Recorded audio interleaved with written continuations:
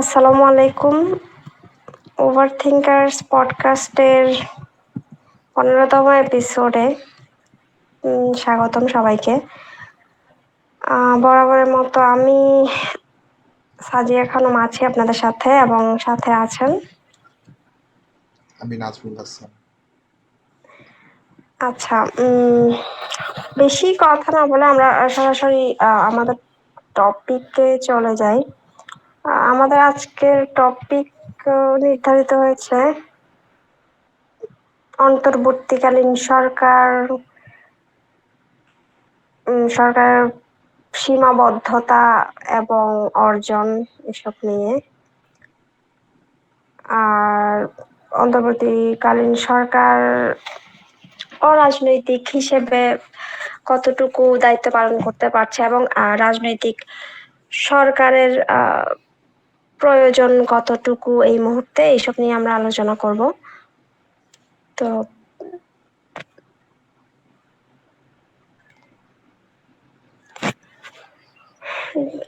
আচ্ছা, জুলাই অভ্যুত্থানের মধ্য দিয়ে আমি কিছু বলবেন? আমি বলতে চাচ্ছিলাম আমরা এখানে আরেকটু কথা অ্যাড করব যে অন্তর্বর্তীকালীন সরকারের মেয়াদটা নিয়ে মানুষের মাঝে নানা জল্পনা কল্পনা আছে, সেটা নিয়েও আমরা একটু কভার করার চেষ্টা করব।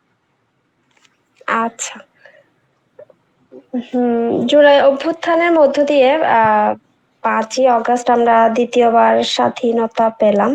সবাই এটাকে দ্বিতীয় স্বাধীনতা হিসেবেই বলছে, তো আমরাও বললাম। তো স্বাভাবিকভাবে যখন একটা দেশের সরকার পতন হয়, তখন নতুন সরকার ব্যবস্থা দরকার হয়। ঠিক তেমনি আমাদেরও প্রয়োজন হয়ে দাঁড়িয়েছিল রাষ্ট্রের জন্য অভিভাবকের স্বরূপ। বিভিন্ন জল্পনা কল্পনার মধ্য দিয়ে অবশেষে 8ই অগস্ট ডক্টর মোহাম্মদ ইউনূসকে প্রধান উপদেষ্টা করে 17 জন উপদেষ্টা নিয়ে গঠন করা হয় অন্তর্বর্তীকালীন সরকার।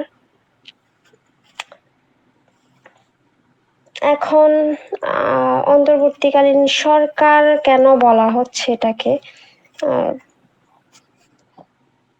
সেটা নিয়ে একটু বলছি।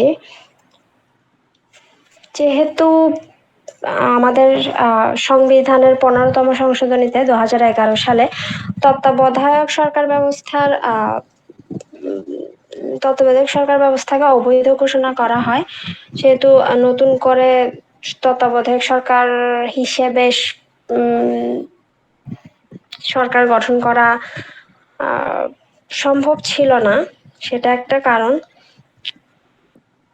তারপর আমরা জানি যে তত্ত্বাবধায়ক সরকার ব্যবস্থার প্রণয়ন করা হয় কখন, যখন একটি সুষ্ঠু নির্বাচন ব্যবস্থা আর পরিবেশ সৃষ্টি করার প্রয়োজন পড়ে। মূলত তত্ত্বাবধায়ক সরকার ব্যবস্থার উদ্দেশ্যই থাকে একটি সুষ্ঠু নির্বাচন দেওয়া।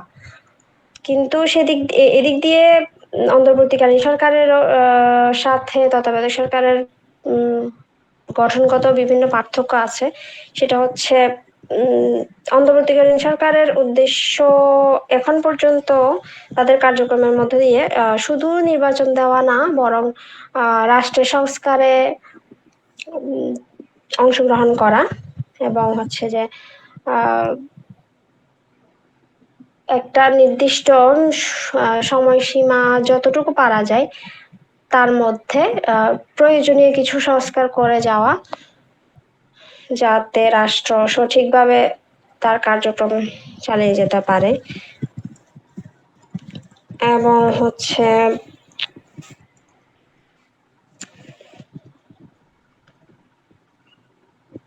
এটাই মূলত তত্ত্বাবধায়ক সরকার আর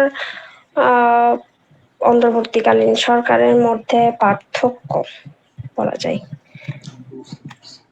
আচ্ছা, আমার এখানে একটা প্রশ্ন, মানে আপনার কথা শুনতে শুনতে মনে হলো যে কোনো দেশের তত্ত্বাবধায়ক সরকারের ব্যাপারটা ধরেন সংবিধানে বা আইনগতভাবে যদি লেজিট হয়, আহ, তার মানে কি, মানে আমি কি কোশ্চেন করতে পারি না যে এই সরকারটা বা এই দেশের আসলে সবকিছুই এত করাপ্টেড যে মানে ওদের সংবিধানেই ধরে নিতে হয়েছে একটা যে অন্তর্বর্তীকালীন সরকার প্রতি 5 বছর পর পর আসতেই হবে।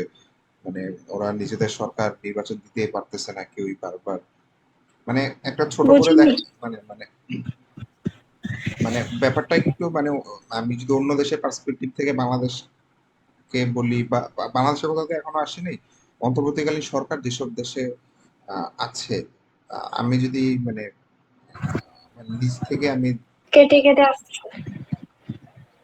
কেটে কেটে আসতেছে আমার। আমার আমার একটু বলেন। আচ্ছা, এখন ক্লিয়ার শোনা যাচ্ছে? হ্যাঁ, এখন শোনা যাচ্ছে। আচ্ছা, আচ্ছা। না, আপনি যখন বলতেছিলেন তখন আমি ভাবলাম যে আসলে মানে এটা যদি একটা দেশকে ছোট করে দেখা যায় চাইলে, কিন্তু যেমন যে দেশের অন্তর্বর্তীকালীন সরকার আছে তার মানে হুম, আহ, ওই দেশটা আসলে এতই করাপ্টেড বা এতই মানে সবকিছু এত সিস্টেমটা এত বাজে যে 5 বছর পর পরেই অন্তর্বর্তীকালীন অথবা তত্ত্বাবধায়ক সরকার আসতে হচ্ছে। মানে সংবিধানের হ্যাঁ মধ্যে হ্যাঁ ওরা আসলে ব্যাপারটা তৈরি করে নিচ্ছে যে মানে ওদের কেউ কোনো সরকারই সঠিকভাবে নির্বাচন দিতেই পারতেছে না। মানে ওইভাবে ভাবলে আসলে ব্যাপারটা খুবই মানে একটা দেশের জন্য মানে অতটা লজ্জাজনক। লজ্জাজনক হয়।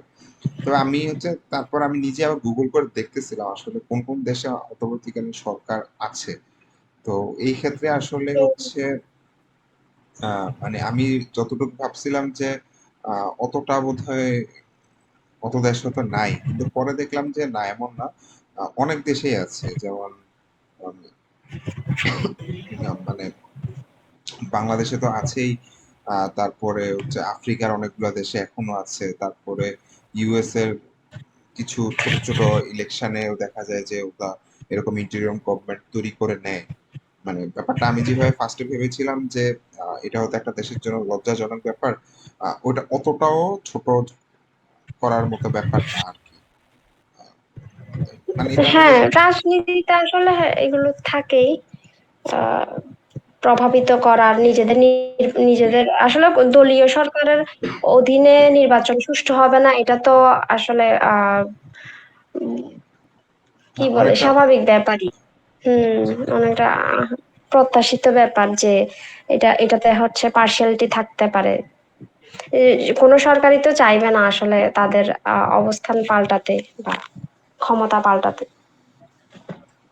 সেটাই আসলে, তবে মানে নিউট্রালি ভাবলে যে আমরা যেভাবে সাধারণ মানুষ ভাবি যে রাজনীতি কেউ আসছে বা কেউ সরকার হয়েছে, ও মনে হয় মানে ওর কোনো ইয়া থাকবে, উনি আর মানুষ না আর কি। মানে আমরা যেভাবে ভাবি যে উনি সবকিছু ছেড়ে একদম দেশের জন্য অ্যাকচুয়ালি হওয়া উচিত, কিন্তু কেউ তো হচ্ছে না। মানে হয়তো কিছু কিছু নেতা হয়তো কালের ভদ্রে আসেন, যারা একদম সবকিছু ছেড়ে মাটির মানুষের মতো দেশের জন্য কাজ করেন, কিন্তু যেহেতু হয় না তার মানে আহ, তত্ত্বাবধায়ক সরকারের ব্যাপারটা এতটাও ছোট করে দেখা উচিত না আমার মতে। এখানে আসলে আমি আজকে একটা ইন্টারেস্টিং কথা শুনলাম আর কি একটা ভিডিওতে। আহ, আমাদের দেশের মানুষের চিন্তা ভাবনায় বা মন মানসিকতায় অনেক আসলে কি বলবো দোষ আছে। সেটা হচ্ছে যে আমি রাজনীতি করব বা কোন একটা দলীয় পরিচয় নিয়ে নির্বাচনে অংশগ্রহণ করব, উম, তার নেতৃত্ব দিব সংসদ সদস্য হিসেবে, দ্যাটস ওকে। আমার নির্দিষ্ট একটা হচ্ছে পলিটিক্যাল আইডিওলজি থাকবে, আমি কোন একটা দলকে সাপোর্ট করব, ইটস অল রাইট। কিন্তু হচ্ছে যে ওই দলীয় পরিচয়ের বাইরে হচ্ছে যে আমি উম, ভাবতে পারি না। আমি যাই করি দলের স্বার্থে বা দলের নাম নিয়ে করি, দলে সবকিছু। কিন্তু একটা কিছু কিছু মানুষ থাকে না যাদের আহ পরিচয় আসলে সে কোন দল করে সেটা দিয়ে বিবেচ্য হয় না। আহ, বরং হচ্ছে তার কাজগুলো মানুষ দেখে। যেমন আওয়ামী লীগ, আমি ধরে নিলাম যে আওয়ামী লীগের অনেক মানুষ থাকতে পারে, এমন অনেক মানুষ থাকতে পারে, আমার এই মুহূর্তে আসলে মনে আসতেছে না। তো সে হচ্ছে যে ধরে নিলাম কয়েকজন ব্যক্তি আর কি, যে কোনো একজন ব্যক্তি সে আওয়ামী লীগ করে, কিন্তু তো সে তার দলীয় মতাদর্শের বাইরে গিয়ে বা হচ্ছে যে আহ, সে সে বাংলাদেশের একজন নাগরিক মনে করে, এবং তার দলের মধ্যে থেকেই সে হচ্ছে জনগণের জন্য কাজ করতেছে। তো এখন এই যে গণ অভ্যুত্থান হলো, গণ অভ্যুত্থান হলো, আচ্ছা আমি আরেকটা উদাহরণ দিই, সেটা হচ্ছে যে উম, আমাদের হলের মেয়েদের হলের হচ্ছে প্রভোস্ট থাকে না, জি, জি, জি। প্রভোস্ট ছিলেন হচ্ছে আমাদের ডিপার্টমেন্টের চেয়ারম্যান। তো উনি হচ্ছে যে শিরিন শারমিন চৌধুরী আগের ভিসি যিনি ছিলেন ওনার সাথে খুবই ভালো সম্পর্ক ছিল, সব সম্মেলনে টম্মেলনে যত, ইভেন কি উনি হচ্ছে যে 15ই আগস্ট ওনার প্রোফাইল হচ্ছে কালো করছিল, যেখানে সবার প্রোফাইল লাল ছিল সম্ভবত সেই দিন। তো উনি হচ্ছে সরকারের পক্ষ হয়ে ওই প্রোফাইলটা কালো করছিলেন, কিন্তু আহ, যখন প্রভুদের পদত্যাগের প্রশ্ন উঠছিল তখন হচ্ছে ওনার হলের মেয়েরা ওনাকে ওনাকে রাখার জন্য আন্দোলন করছিল, মানে যেখানে বোঝাই যাচ্ছে ওনার অবস্থান যে উনি সরকারপন্থী। মানে ব্যাপারটা এমন যে উনি সরকারপন্থী হলেও মানে অ্যাজ এ হল প্রভোস্ট উনি খুব ভালো কাজ করতে পেরেছিলেন বোধহয়। এজন্য মেয়েরা চাচ্ছিল যে ওনাকে রাখতে। মোস্ট প্রবাবলি এরকম হবে, তাই না?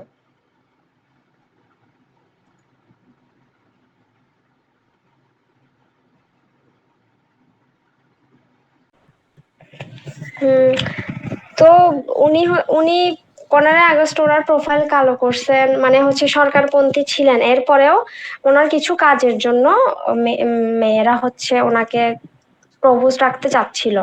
তো আমি বলতে চাচ্ছি ওটা আর কি, যে আমি যেই দলই করি না কেন আমার কাজগুলো হবে হচ্ছে এমন, যে যে যে কাজগুলোর মাধ্যমে মানুষ মানুষ আমাকে দলের বাইরে গিয়ে জাজ করবে, ঠিক আছে, মানে আমি কোন দল করি সেটা ম্যাটার করবে না মানুষের কাছে, ওইটার বাইরে গিয়ে হচ্ছে মানুষ আমাকে বিচার করবে, এটা বলতে চাচ্ছিলাম আর কি। বুঝতে পেরেছি। আমি এই ক্ষেত্রে আমি আসলে খুব ভালো একটা জানি না, মানে আপনাদের যে নির্বাচনী আসন যেটা বাঁশখালীতে, ওখানকার যে এমপি যিনি ছিলেন উনি যদিও মানে খুবই কম টাইম পেয়েছে, তবে অন্যান্য এমপিরা যেরকম পালিয়ে বেড়াতে হচ্ছে বা মানে বাজে অবস্থা হচ্ছে, ওনার এক্ষেত্রে হয় নাই। তো যতটুকু আমি শুনেছি বা জানি যে উনি খুব বেশি এরকম কিছু করতেও পারে নাই, বা হয়তো সুযোগের অভাবে করতে পারে নাই, বা উনি নিজে থেকে করতে চায় নাই, যে এই জন্য ওনার নিজের বিজনেস বলি বা হচ্ছে উনি নিজের মতো করে ফ্রিলি চলাফেরা করতে পারতেছেন এরকম আওয়ামী লীগের এমন একটা ক্রিটিক্যাল সময় এসেও। তো হ্যাঁ, হ্যাঁ,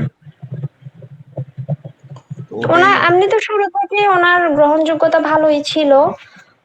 আর একটা বিষয় হচ্ছে যে উনি তো রাজনীতিতে আসার আগে যথেষ্ট বিত্তবান হয়ে গেছেন, তো ওনার আসলে হচ্ছে যে ওই অর্থ অর্থের লোভ ওইটা হচ্ছে অত মানে প্রকট হয়তো ভাবে কাজ করার কথা না। অত প্রকট ভাবে ছিল সেটাই। না, হয়তো এটাই হ্যাঁ, হবে, এটা মানে কিন্তু তারপরেও তো মানে বলা অন্যান্যদের থেকে যায় না আলাদা। আসলে, উনি আরেকটা বিষয় হচ্ছে উনি তো কম সময় পাইছেন, সময় পাইলে হয়তো করতেও পারতেন, এটা আসলে ওভাবে না, বলাও যায় না সেভাবে। না, না, আমি যদি আমি সব মানে জাস্ট এখনকার একটা পরিবেশের সাথে কম্পেয়ার করি যে এরকম আচ্ছা, এই ক্ষেত্রে সবচেয়ে ভালো উদাহরণ বোধহয় হয় হচ্ছে ওই যে নারায়ণগঞ্জের মেয়রের প্রসঙ্গটা। উনি কিন্তু আওয়ামী লীগের, ওনার পরিবার কিন্তু পরিবার কেন্দ্রিক ভাবে উনি আওয়ামী লীগ করেন অনেক আগে থেকেই, কিন্তু মানে ওনার কিছুই হয় না, উনি কিন্তু অনেক বছর ধরেই মেয়র আছেন।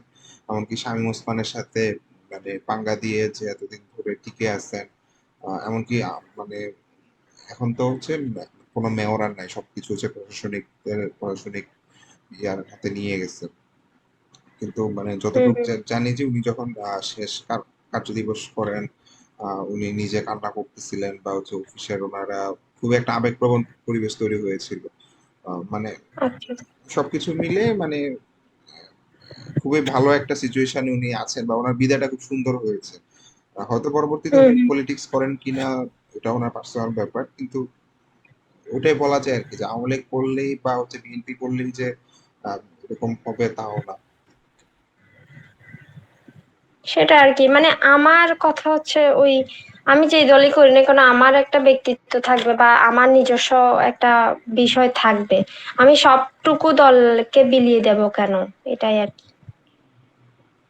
আচ্ছা, যেমন এই ক্ষেত্রে আরো খারাপ উদাহরণ যদি দিতে চাই তাহলে যেমন ওই যে ব্যারিস্টার সুমনের কথা বলা যায় যে মানে উনি একবারই অনেক কিছু করেছে বা মানুষের সামনে একটা দলের এগেনস্টে গিয়ে একটা ভাবমূর্তি তৈরি করেছিল, কিন্তু পরবর্তীতে দেখা যায় যে আবার ভিতরে অনেক ঘাপলা আছে। আচ্ছা, ওইসব ব্যাপারে না, যে আমরা আমাদের যে মেইন টপিকটা আজকে ওটাতে ব্যাক করি।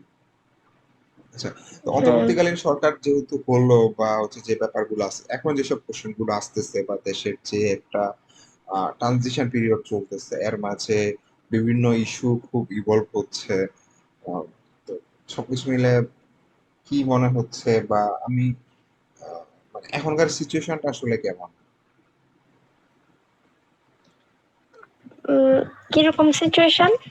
সিচুয়েশন বলতে মানে আমরা তো 2008-এর যে অন্তর্বর্তীকালীন সরকার ছিল বা সেনা বাহিনীর, তো তখন তত্ত্বাবধায়ক সরকার। মানে তখন তো সেনাবাহিনীর আহ, ইয়াটা আরো বেশি ছিল। এখন যেভাবে সেনাবাহিনী ইনভলভ হচ্ছে সবকিছুতে, তখন আরো বেশি পরিমাণে ছিল। ওই সময়কার তত্ত্বাবধায়ক সরকারটা তো আমরা অতটা ভালোভাবে হয়তো দেখেছি, কিন্তু অতভাবে বুঝতে পারিনি। কিন্তু এখন আহ, কতটুকু আহ, মানে চেঞ্জটা আসবে বলে মনে হচ্ছে, বা যে মানুষের যেই চিন্তা ভাবনা বা মানুষের যে দাবি দাওয়া উঠতেছে কয়েকদিন পর পর, বা যে বিভিন্ন যে বড় বড় ইস্যু গুলা হচ্ছে, যেমন আজকে দেখলাম যে গত 12 দিনে 7 জন মানুষকে এরকম মব জাস্টিস বা এসব ব্যাপারের কারণে হত্যা করা হয়েছে বা নির্যাতন করা হয়েছে। ব্যাপারটা কিন্তু অনেক বড় একটা নাম্বার। এই যে ব্যাপারগুলো হুম। চলতেছে, মানে ওভারঅল সিচুয়েশনটা কেমন? আমরা ফিউচার প্রেডিক্ট করা বা আইনের ব্যাপারগুলোতে পড়ে যাই, মানে আপনার সিচুয়েশনটা কিরকম মনে হচ্ছে? আমি প্রথমে ভেবেছিলাম অন্তর্বর্তীকালীন সরকারের অনেক বেশি পপুলারিটি আছে আমাদের দেশে। যেহেতু শুরুর দিকে কাউকে সেভাবে আপত্তি করতে দেখিনি। যখন বলা হলো ডক্টর ইউনূস প্রধান উপদেষ্টা হবেন, বা পুরো উপদেষ্টা কমিটি যখন ঘোষণা করা হলো, সবাই মোটামুটি সন্তুষ্ট ছিল বলেই মনে হয়। যেহেতু এখন অনলাইনে কোনো কিছু প্রচার হওয়ার মানে ঘোষণা হওয়ার পরপরই মোটামুটি একটা ধারণা পাওয়া যায় মানুষ কিভাবে অ্যাকসেপ্ট করতেছে, তো সেভাবে দেখা গেছে ভালোই সমর্থন ছিল। কিন্তু আজ দেখলাম একটা ডয়চে ভেলের একটা প্রতিবেদন মনে হয়, ওখানে উম, দেখা গেল যে অন্তর্বর্তীকালীন সরকার ক্ষমতা গ্রহণের আহ, প্রথম 2-3 দিন দ্রব্যমূল্যের মূল্য হচ্ছে ভালোই কমে গিয়েছিল। সবখানে মোটামুটি এটা দেখলাম। বিশেষ তো ওখানে ঢাকার কারওয়ান বাজারের কথা বলা হচ্ছিল, যে দাম অনেকটা কমে এসেছিল। তারপর 2-3 দিন পরে দেখা যায় আবার আগের অবস্থায় ফিরে গেছে।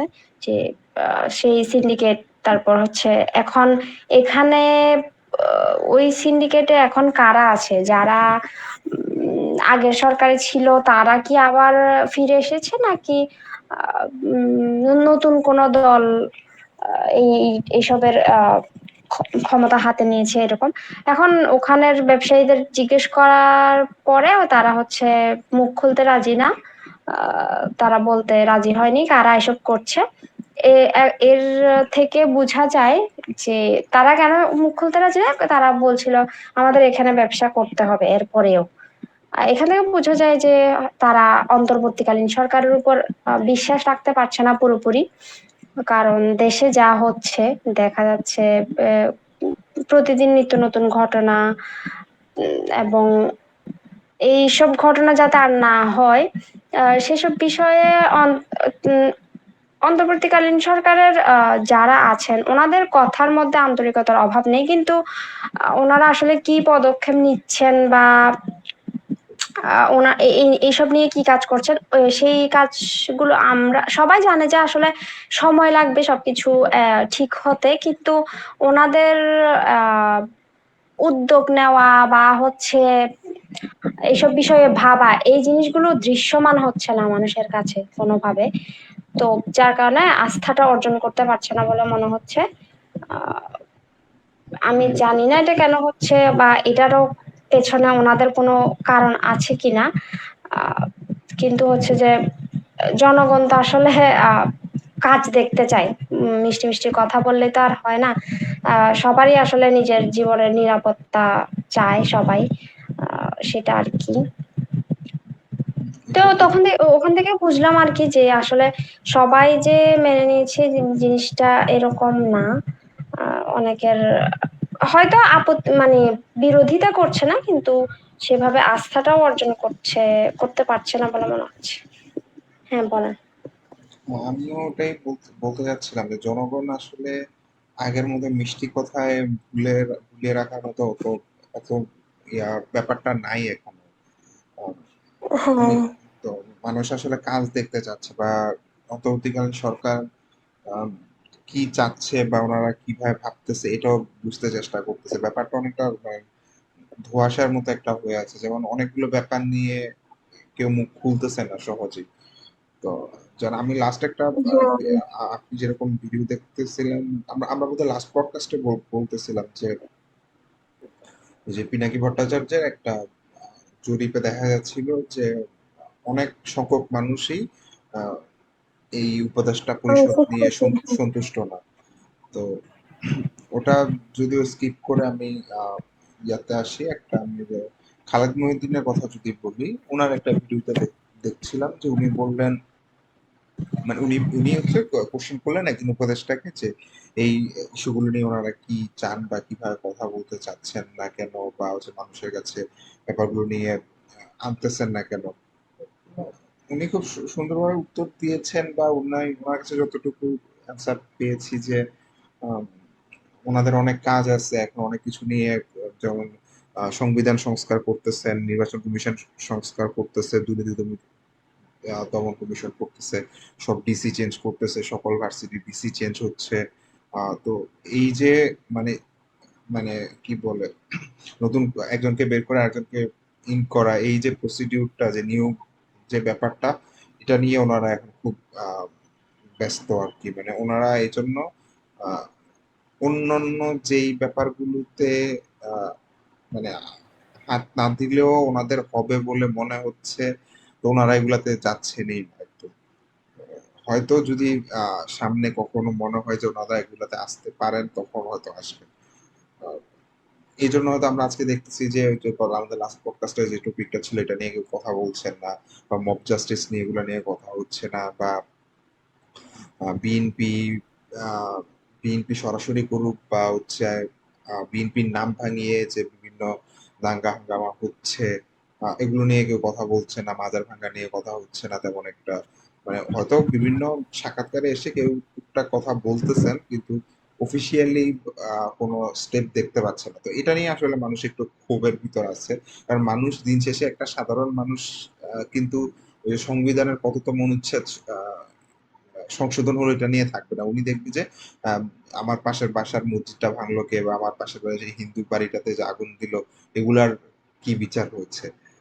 তো এই জন্য আসলে সাধারণ মানুষ হয়তো অতটা কানেক্টেড থাকতে পারতেছে না, আমার কাছে মনে হলো ওনাদের সাথে। ওনারা একটু আপার লেভেলে এখনো আছেন, হয়তো ডাউন লেভেলটা বা হচ্ছে একদম ম্যাঙ্গো পিপলদের যে এরিয়াটা, এটাতে হয়তো ওনারা আহ, যদি লং টার্মে থাকেন তখন হয়তো কাজ করবেন। আর যদি আহ, এই যে উপরের সংস্কারটা করে যদি হচ্ছে নির্বাচন দিতে চান, তাহলে হয়তো রাজনৈতিক সরকার এসে হয়তো এই ব্যাপারগুলো নিয়ে কাজ করবে। আমার কাছে ওভারঅল যতটুকু এখনকার সিচুয়েশনটা মনে হলো আর কি এরকম। হ্যাঁ, এখানে আরেকটা জিনিস হচ্ছে অনাস্থার জায়গা তৈরি হওয়ার আরেকটা বিষয় হলো, আমার কাছে মনে হচ্ছে অন্তর্বর্তীকালীন সরকার এই যে বৈষম্য বিরোধী আন্দোলনে ছাত্ররা নেতৃত্ব দিল, এখানে আসলে একটা বিষয় ভুল হয়েছে, সেটা হচ্ছে আসলে ভুলও বলা যায় না, তবে সমালোচনার জায়গা থাকে এই জায়গাটাতে। সেটা হচ্ছে আহ, আমরা অন্তর্বর্তী সরকারকালীন সরকারের প্রধান উপদেষ্টা ডক্টর মোহাম্মদ ইউনূসের বিভিন্ন সম্মেলনে দেওয়া বিবৃতিতে, হ্যাঁ, আহ, স- বিবৃতিগুলো যদি আমরা খেয়াল করি, উনি উনি ছাত্রদের অবদানকে খুব বেশি হাইলাইট করেছেন। এখানে অনেকগুলো কারণ থাকতে পারে। উনি হয়তো ওই সময় আহ, উত্তাল ছাত্র জনতাকে শান্ত করার জন্য কিছু কিছু ক্ষেত্রে বলেছেন। তবে আমার মনে হয় এখানে ছাত্রদের অবদানটাকে হাইলাইট করার ফলে যে এই আন্দোলনে অন্যান্য সাধারণ মানুষের যে অবদান ছিল সেইটাকে একটু অগ্রাহ্য করা হয়েছে বলে মনে হচ্ছে। এবং এটা তো শুধু ছাত্রদের আন্দোলন ছিল না, এটা তো পুরো দেশের মানুষের আন্দোলন ছিল। শুরুর দিকে হয়তো ছাত্ররা এগিয়ে এসেছিল, কিন্তু সাধারণ জনগণ যদি এগিয়ে না আসতো তাহলে এই এই আন্দোলন তো কখনোই এই রূপ নিতে পারতো না, সরকার পতনের আন্দোলনের রূপ নিতে পারতো না। আমরা নিজেরাই আন্দোলনের সময় কথা বলছিলাম যে আহ মুক্তিযুদ্ধের একটা ভাইব পাওয়া যাচ্ছিল ওই সময়। মানুষ হচ্ছে পানি নিয়ে আসতেছে, পুরো একটা অন্যরকম উন্মাদনা। যে যেভাবে পারছে ছাত্রদের আশ্রয় দিচ্ছে, কেউ পানি নিয়ে আসছে, কেউ খাবার নিয়ে আসছে, তারপর আইনজীবীরা প্রোটেকশন দিচ্ছে কোর্টের মধ্যে, আহ, বিনা পয়সায় মামলা লড়ছে। এরকম অসংখ্য অসংখ্য উদাহরণ দেওয়া যাবে যেখানে সাধারণ জনগণ আসলে ছাত্রদের ঢাল হয়ে দাঁড়িয়েছিল। তো এই জায়গায় ছাত্রদেরকে খুব বেশি ক্রেডিট দেওয়ার ফলে কি হয়েছে, বিভিন্ন জায়গায় ছাত্ররা নিজেদের বিচারকের আসনে বসিয়ে ফেলছে, যেখানে আহ অনেক বিচার নিজেদের হাতে নিয়ে নিচ্ছে। হ্যাঁ, ছাত্র ছাত্র পরিচয় দিয়ে যে সে হচ্ছে এই দখল করে ফেলছে, ওই দখল করে ফেলছে, আইন নিজের হাতে তুলে নিচ্ছে, যার কারণে আসলে মানুষের অনাস্থা আরো বেশি প্রকট হয়েছে আর কি বলে মনে হয়। এই জায়গায় মনে হয় অন্তর্বর্তীকালীন সরকারের দায় কিছুটা হলেও আমরা আছে বলতে পারি। এটা ঠিক। আসলে এখানে আসলে আপনার সাথে আমি আরেকটু কথা অ্যাড করব যে সাধারণ জনগণ তো আছেই, সাধারণ জনগণই তো রাজনীতি করতেছে। তো সাধারণ জনগণের মাঝে যারা দলভুক্ত একটা রাজনীতি করেন, ওনাদের অবদানগুলো আছে। তো আমি এক্ষেত্রে একটা বিএনপির ক্ষেত্রে আমার মনে আছে যে যখন সরকার প্রথম হয় এর পরবর্তীতেই যখন ওরা একটা সমাবেশ করে বোধহয় 5 তারিখ পরে 7 তারিখে বোধহয় করেছিল। তো ওখানে ওদের তারেক জিয়ার কথা আমি বলবো না। তারেক জিয়া খুবই বুঝে শুনে সুন্দরভাবে কথা বলতেছেন এখন। এখন ওনার কথার মিনিং গুলো আসলে উনি কি মানে আহ, জনগণের পালস ধরে রাখার জন্য এভাবে কথা বলতেছেন কিনা, বা হচ্ছে উনি আসলেই অনেক অভিজ্ঞ রাজনীতিবিদ হয়েছেন কিনা, সেটা পরবর্তীতে দেখা যাবে। আমি সাধারণ বিএনপি নেতারা বা হচ্ছে দেশে যারা আছেন বড় বড় নেতাদের ওনাদের কথা গুলাই বলি। ওনারা শুরুর দিকে বলতেছিলেন যে বিএনপির অনেক নেতাকর্মী আহত হতাহত হয়েছে, গত 15 বছর ধরে ওনারা আন্দোলন করে আসছেন, বা অনেক কিছু মানে নিজেদের একটা ক্রেডিট ওনারা নিচ্ছিলেন। স্টুডেন্টদেরকে দিচ্ছিল না যে তা না, কিন্তু আহ, পরে ব্যাপারটা এত স্টুডেন্টরা সরাসরি তার রাস্তায় নেমে প্রোটেস্ট করেন, কিন্তু ফেসবুকে বা হচ্ছে লেখালেখিতে যেভাবে কথা হচ্ছিল, এরপর থেকে আমি দেখিনি যে বিএনপি বিএনপি সরাসরি কোথাও বলতেছে যে আমাদের আন্দোলন বা এসে। ধর আজকেও দেখতেছিলাম যে হচ্ছে মির্জা ফখরুল বলতেছে যে ছাত্র জনতার আন্দোলনের ফলে নতুন সরকার গঠন হয়েছে, কিন্তু আহ, সন্ত্রাসীরা বা আওয়ামী সন্ত্রাসীরা পাহাড়ে ঝামেলা করছে। ওই যে গতকালকে যে ঝামেলাটা হলো যে বাঙালি আর হচ্ছে পাহাড়িদের মাঝে, সেটা এটা আওয়ামী হুম, আওয়ামী আওয়ামী সন্ত্রাসীরা করতেছে ছাত্র জনতা সরকারকে বিব্রত করতে। ওই টিপিক্যাল হুম, হুম, অভিযোগ আর কি, এক দলের উপর আরেক দলের অভিযোগ, কিন্তু ছাত্র জনতার হুম, সরকার মানে সবকিছু ওভাবেই মানে করতেছি, বা পলিটিক্যাল দলগুলো আসলে আহ, ওদের খুব জাস্টিফাই করার চেষ্টা করতেছে, কেউ ওদের এগেনস্টে যেতে পারতেছে না, বা যেতে পারতেছে না বা যেতে চাচ্ছেও না। মানে আহ, এটা আপনার ওটার সাথে আসলে এই জিনিসটা হয়ে যাচ্ছে, ওদের সেভাবে যেভাবে সুযোগ দেওয়া হচ্ছে। আহ, আমি নিজেও স্টুডেন্ট, আপনি নিজেও স্টুডেন্ট, আমরা হয়তো আমাদের সুযোগ দেওয়া হলে আমি নিজেই হয়তো খুশি হব। কারণ কিন্তু এতটা ওপেন করে দেওয়া উচিত না, যেহেতু আমরা জাতি হিসাবে খুব একটা আহ, সভ্য জাতি না, বলতেই হচ্ছে নিজেকে। তো আমাদের এতটাও ওপেন করে দেওয়া উচিত না যে আমি নিজের মতো করে আহ, মানে সবকিছু করে ফেলি। এই ব্যাপারটার ক্ষেত্রে বলা হ্যাঁ, উচিত। সেটাই। আহ দেখা যাচ্ছে মানে ছাত্র জনতা আন্দোলন করেছে বা অনেক ত্যাগ স্বীকার করেছে, সেটা বলার পাশাপাশি তাদের আসলে হচ্ছে যে আমরা যেন এই এই আন্দোলনকে প্রশ্নবিদ্ধ না করি, এই জিনিসগুলো আমার মনে হয় যে ওনাদের কাছ থেকে আসা দরকার ছিল। মানে আমি তাদের একটা তাদের নিয়ে একটা গঠনমূলক সমালোচনা করতে না পারলে তাহলে আমার এটাকে নতুন স্বাধীনতা বলে আর লাভ কি হলো, হ্যাঁ, যেখানে আমার হচ্ছে সেই সব প্রতিনিয়তই ছাত্র জনতাকে হাতে রাখতে হচ্ছে তাদের পক্ষে বলে বলে। এটা কেন হবে, সেটা সেই আর কি আওয়ামী সরকারই তো হয়ে গেল। এখন হয়ে গেল। তত্ত্বাবধায়ক হ্যাঁ, সরকারের সময় যদি মানে বলি এই অন্তর্বর্তীকালীন সরকারের সময় যদি এই অবস্থা থাকে, তিনি হুম হুম, ইলেকশনের পরে কি হবে? কি হবে, হ্যাঁ সেটাই। যেন আপনি যেটা বলতেছিলেন যে ওই যে কারণ বাজারের ব্যবসায়ীরা বলতেছে যে আমাদের এখানে ব্যবসা করতে হবে, তার মানে উনি বলতে চাচ্ছেন হয়তো কি হ্যাঁ, তার মানে এখনই যদি বলতে না পারে তাহলে মানে পরে কি হবে আর কি, সেটাই মানে পরে তো আরো অবস্থা সেটাই। মানে হয়তো তাহলে এখন কথা উঠতে পারে যে কে করতেছে, মানে সাধারণ মানুষ এখন সবকিছুতেই বা মানে ছাত্রদের এখনো ব্যাপারটা হয়ে গেছে যে ওনারা এখনো কেউ ওনাদের কোনো কিছু দোষ ধরতেছে না সহজে। মানে হুম, সবকিছুতে বিএনপির দোষ বা জামায়াতের দোষ বা যাই হোক, জামায়াত দেখলাম যে অনেক কিছু থেকে বের হয়ে আসতে পারছে, ওনাদের নামে যে অনেক এলিগেশন এগুলো দেখলাম কমে গেছে অনেক। বা মানুষ হয়তো বুঝতে পারতেছে বা হচ্ছে বা জামায়াতের যিনি আমির, নতুন করে আমির, উনি খুব ভালো বক্তা বলে মনে হলো আমার কাছে সব দিক থেকে। জামায়াতের থেকে যে সাধারণ সচেতন মানুষের কাছে জামায়াতের দৃষ্টিভঙ্গি অনেকটাই চেঞ্জ হচ্ছে। তবে বিএনপি খুব একটা ভালো করতে পারতেছে বলে মনে হয় না, কিন্তু শুরুর দিকের যেই আহ, গত 1 মাসে বিএনপি দেখলাম যে অনেক কিছু চেঞ্জ করে আনতেছে নিজেদের, এটাও বেশ ভালো লক্ষণ। কিন্তু এটা আসলে কতটুকুই যে ইলেকশন কেন্দ্রিক ইশতেহারের মতন, নাকি আসলে ফিউচার সেন্ট্রিক চিন্তা ভাবনা, যে আহ, এটা আসলে একটা কোশ্চেনের ব্যাপার থাকে। তবে আমি একটা মজার জোকস বলতে কি আসলে সত্যি কিনা আমি জানি না, আমার কাছে মনে হচ্ছে যে সার্কাজম করে লেখা পোস্টটা, যে এই যে হলের, আপনি যেটা হলের কথাই বলতেছে, হলের আর একটা ছেলেদের হলের কথা, যে আহ, একটা ছেলে মানে একটা স্টুডেন্ট খেতে গেছে, তো খেতে গিয়ে দেখতেছে যে বাবুর্চি খাবার রেডি করে উপরে নিয়ে যাচ্ছে। তো ও কোশ্চেন করলো যে মামা, খাবার কার জন্য নিচ্ছেন, এখন তো ছাত্রলীগ নাই, কার জন্য নিতেছেন? তো তো ওনার কথা যে সমন্বয়কদের জন্য নিতেছে। মানে এতটুকুই আর কি, 2-3 লাইনের যে একটা লাইন, এখন আসলে এটা সত্য কিনা আমি জানি না। তো বা হয়তো কেউ মজা করেও লিখতে পারে।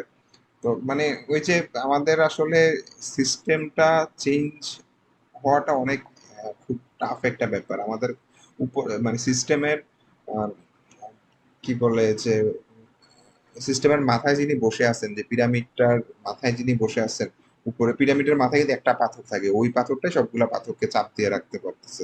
এই যে একটা পাথর সরানো কিন্তু খুব ইজি, বাইরে থেকে কেউ এসে পাথরটা সরা আরেকটা পাথর বসাই দেবে। তো নিচের যে যে সিস্টেমটা, আমরা যে এটার নিচে বসে আছে, এই জিনিসগুলাকে মানে রিঅ্যারেঞ্জ করে নতুন করে সাজানো, এই জিনিসটা আসলে খুবই একে টাফ, তারপর কেউ হতে চায় না।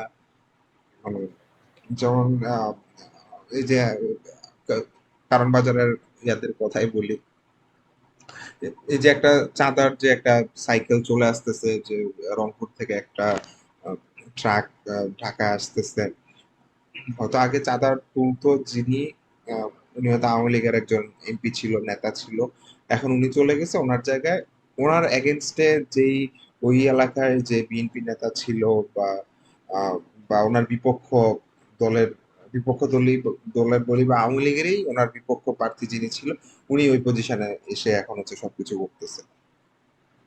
এখন হ্যাঁ, আহ, যদিও বিএনপি ওরা একদম সরাসরি ঘোষণা দিয়েছে যে কোনো নেতা কর্মী যদি এরকম অনৈতিক কিছুর সাথে যুক্ত থাকে ওনারা সেটার বিরুদ্ধে অ্যাকশন যাবে।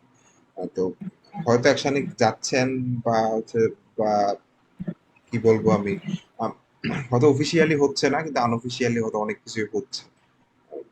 সেটাই আর কি, যে বা যারা করতেছেন ওনারা হয়তো বিএনপির নাম ভাঙিয়ে করতেছে, যেহেতু এখন অত বেশি বিচার ব্যবস্থা বা অনেক কিছুই এখনো একটা ভঙ্গুর পজিশনে আছে, এই সুযোগ এই ব্যাপারটার ফায়দা নিতেছে বলে আমার কাছে মনে হচ্ছে আর কি। হ্যাঁ, এইটা তো হচ্ছে ধরেন আপনার 5ই অগাস্টের পরের দিন নাকি এর পরের দিন 6 কি 7 তারিখ থেকেই শোনা যাচ্ছিল যে বিভিন্ন জায়গার জায়গায় হচ্ছে বিএনপি নেতাকর্মীরা অবস্থান নিচ্ছে। এই যে ময়লা আবর্জনার ব্যবস্থাপনা থেকে শুরু করে বিভিন্ন বিষয়ে বিভিন্ন দোকানে গিয়ে চাঁদাবাজি করছে, এটা শোনা যাচ্ছিল 5ই আগস্টের পরপর থেকেই। আহ, এরকম আর কি। তো কথা হচ্ছে ওই আপনি যেটা বলেন সেটা হচ্ছে একটা, হ্যাঁ, মাথা একটা যায় আর একটা বসে, মানে সিস্টেম একই থাকে, খালি হচ্ছে সরকার বদল হয় বা সরকার দল বদল। পরিবর্তন হয়। হ্যাঁ, যেই লাউ সেই কদুই থাকে।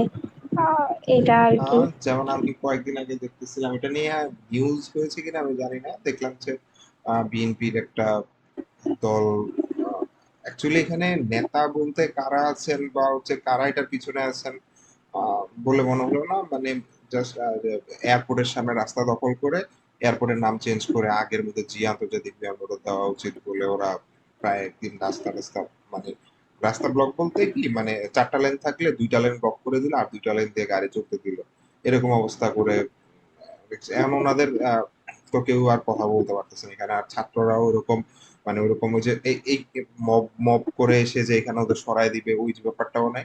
সাধারণ মানুষ আগের মতো আওয়ামী লীগের ক্ষেত্রে যেরকম করতো, যে পাশ দিয়ে যাচ্ছে যে যে যেতে মনে মনে দুটা গালি দিল বা একটা আফসোস করলো যে কই আর দেশ ঠিক হলো, আর এরকম ব্যাপার আগের মতোই চলতেছে।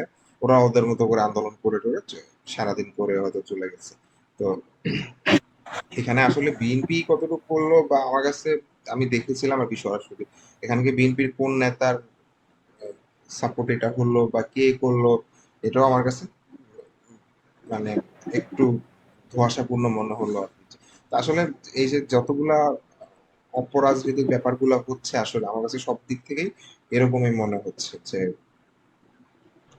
মানে খুবই আনসার্টেন একটা সিচুয়েশন আর কি আমাদের হয়তো আছে। এটা কতটুকু ঠিক হবে ফিউচারে গিয়ে, মানে পলিটিক্যাল গভর্নমেন্ট আসার আগে কতটুকু ঠিক করতে পারবে, যদি এই অন্তর্বর্তীকালীন সরকার যেভাবে চিন্তা করতেছে এভাবে আগালে কতটুকু ঠিক হবে, এটাও আসলে একটা কোশ্চেনের ব্যাপার। যেরকম যেমন পুলিশ আমাদের খুবই বাজে অবস্থায় আছেন, তো যদি আর্মিকে হচ্ছে এখন জুডিশিয়াল পাওয়ার দেওয়া হয়েছে, ম্যাজিস্ট্রেসি ক্ষমতা দেওয়া আছে, হ্যাঁ। তো ওনারা কতটুকু করতেছেন সেটাও আসলে বা ওনারা কতটুকু করতে পারবেন আসলে। পুলিশ যেভাবে সব জায়গায় পুলিশের একটা নেটওয়ার্ক ছিল, ওই জিনিসটা তো আর্মিদের ক্ষেত্রে নাই। আহ, ওনারা হয়তো যে এটাকে বলে মনে রিয়েক্টিভ, মানে হচ্ছে একটা ঘটনা ঘটে গেছে, এটা রিয়েকশনে গিয়ে হচ্ছে একটা ব্যাপার করা, কিন্তু এটার আগে ঘটনাটা ঘটার আগে যদি আমি এটাকে থামানো যেত তাহলে হয়তো ব্যাপারটা হচ্ছে ভালো ছিল। তো তো এখন যেমন আওয়ামী লীগ, আমি বলতেছি না আওয়ামী লীগ সাপোর্ট করতেছি, কিন্তু আওয়ামী লীগ একটা মাফিয়া সরকার ছিল এটা আমি অবশ্যই বলবো, কিন্তু এটা একটা পলিটিক্যাল গভর্নমেন্ট ছিল, এটার একটা সিস্টেম ছিল। এই সিস্টেমটার ভিতরে হয়তো ওনারা পার্সোনালি চুরি চামারি যা করার করছে, আমি এটা বলছি সাধারণ মানুষের ক্ষেত্রে হয়তো আহ, একটা মানে সবকিছু একটা নিয়ম কানুন ছিল, এটা হয়তো এই যে ইন্টেরিয়ম গভর্নমেন্টটা যদি ওনারা এভাবে জনগণের সরাসরি ব্যাপারগুলোতে হস্তক্ষেপ না করে, এটা হয়তো আমার কাছে মনে হয় না এই ক্রিটিক্যাল সিচুয়েশনটা খুব দ্রুত সম্ভব মানে সলভ হবে। আমার কাছে মনে হচ্ছে যে এটা আরো লেন্দি হবে, যদি না যত তাড়াতাড়ি অন্তর্বর্তীকালীন সরকার এই ব্যাপারগুলো চিন্তা করে তত ভালো।